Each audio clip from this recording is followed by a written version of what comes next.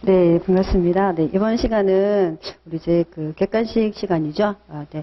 잠깐 수업 진행 방법을 말씀을 드리고 수업을 진행하도록 하겠습니다.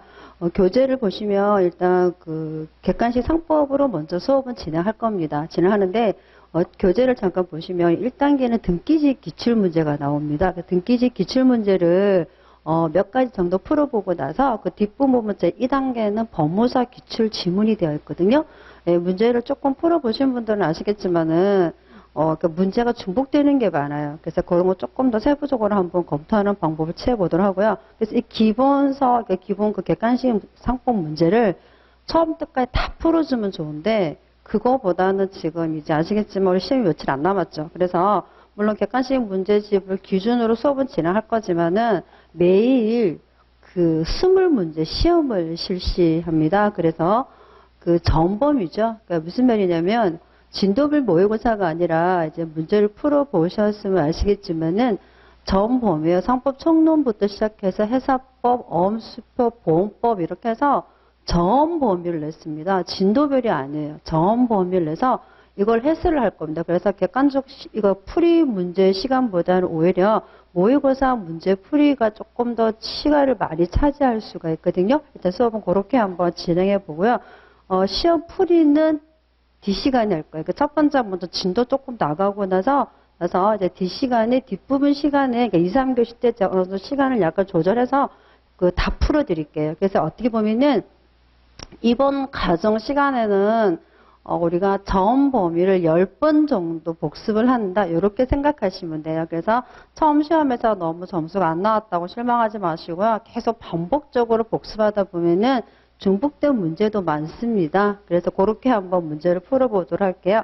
자, 그럼 일단 먼저 교재부터 조금 나가도록 하겠습니다. 그러니까 보시면 일단 우리 교재 2페이지 보시면 1단계 등기직 기출문제 나오죠. 뭐 상임 파트 나오는데 조금 전에 말씀드린 전 문제를 다 풀어줄 수는 없고요. 최근 기출문제만 한번 풀어보도록 하겠습니다. 그러니까 2011년도, 13년도 그리고 14년도 문제가 있는데 우리 15년도부터 한번 풀어보겠습니다. 자, 상행위에 관한 설명으로 옳은 것을 내가 물었죠. 1번부터 한번 보도록 할까요? 자, 상인이 영업을 위해서 하는 행위로서 상행위를 보면 상행행위는 영업을 위해서 하는 것으로 간주된다라고 되어 있는데 꼭 무슨 말장난 같죠? 이걸 무슨 말이냐면 우리 상행위라는 거는 기본적으로 개념을 조금 공부하시는 우리 수험생분들이 가장 힘들어하는 파트가 상행에 대한 개념을 굉장히 많이 어려워하시는데 이 상행이란 개념을 조금 아셔야지만 뒷부분에 가서 뭐 상사 유치권이 나오도 혼돈이 들어오는 건 아마 아실 겁니다. 자, 그럼 상행의 약간 개념을 한번 볼게요. 우리가 보통 상행이라는 거는 그죠? 예, 영리를 목적으로 하죠. 예, 상인들의 행위죠. 그래서 우리부터 상행이 누구만 할 수 있다? 상인만 할 수 있죠.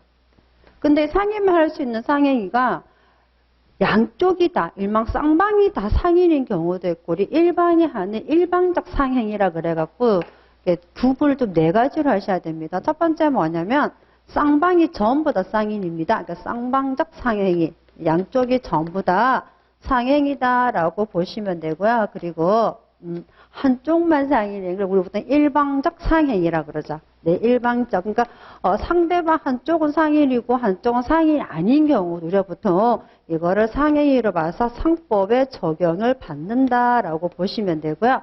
그리고 우리 보통 영업을 하기 위해서 또는 영업을 하는 거 있죠. 그래서 영업적 상행위가 있죠.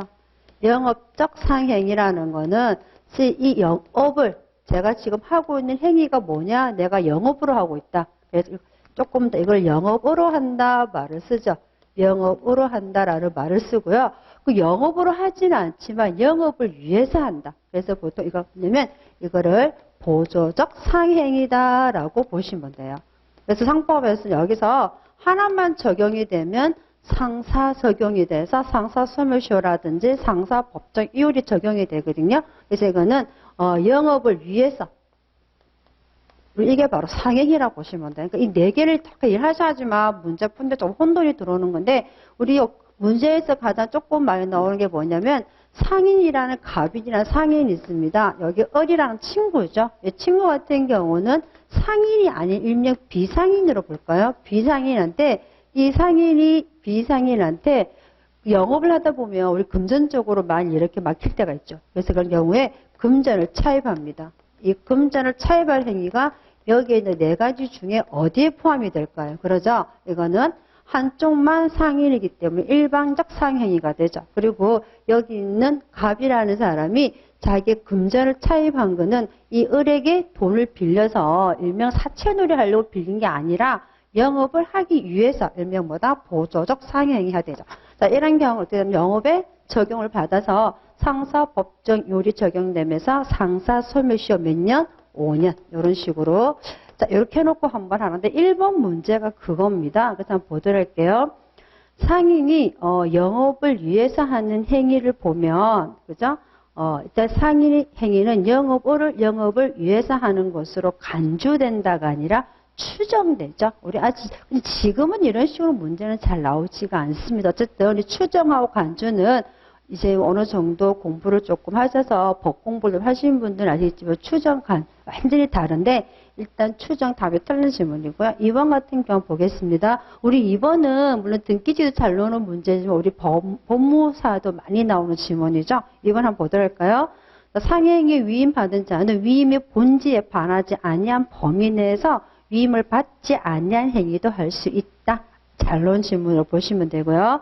3번 한번 보겠습니다. 상인은 상시 거래관계에 있는 자로부터 그 영업 분류에 속한 거래를 청약을 받을 때는 지체 없이 납부 통지를 어떻게 한다? 발송하지 않으면 승낙한 것으로 간주하죠. 이게 승낙으로 간주하죠. 키워드가 뭐냐면 이거는 물론 추정과 간주지만 상시 거래관계라는 키워드가 있어야 됩니다. 그래서 한 번이 아니라 계속적인 거래관계에서 지체 없이 납부 통지를 발송하지 않을 때는 뭐다?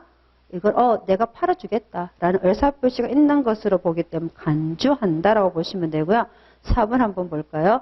상인이 그 영업 범위 내를 불문하고 타인을 위해서 금전을 채당하였을 때는 채당한 날 이후부터 법정이자를 청구할 수가 있다. 네, 이렇게 보시면 되겠습니다. 2016년도 문제를 잠깐 보도록 할까요? 자, 이거는 요즘 우리도 약간 문제가 이런 추세로 나가죠. 딱 상인 문제만 아니라 상인과 상행위를 엮어서 하나의 문제로 내는데 한번 보도록 하겠습니다.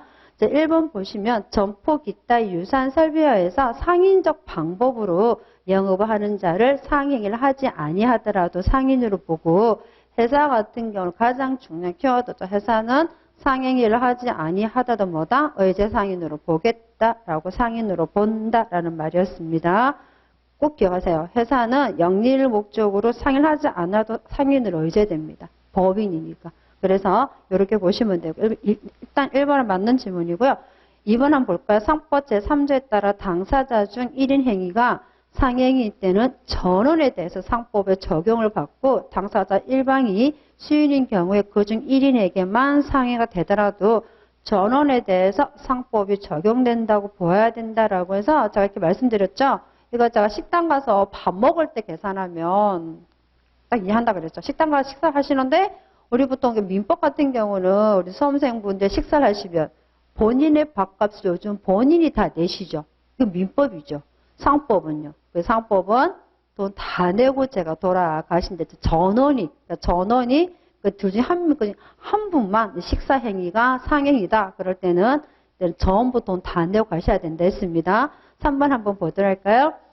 상인의 행위는 영업을 위해서 하는 것으로 추정됩니다. 그 상인이 한 어떤 행위를 보조적 상행위가 아니라고 주장하는 자가 증명 책임이 있다라고 해서 이것도 네 조금 2008년도 나온 판례인데 기본적으로 2012년도 또 원칙적으로 아시겠지만 조금 전에 말씀드렸지만은 보조적 상행위도 포함이 된다라고 보시면 되겠습니다. 맞는 질문이고요.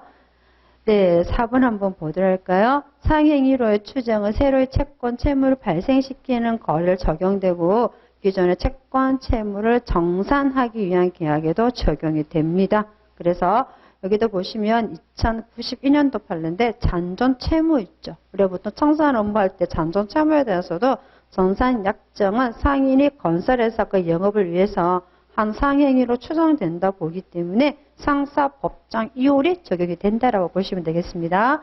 자, 2018년도에는 어떻게 출제가 되었는지 한번 잠깐 보도록 할게요.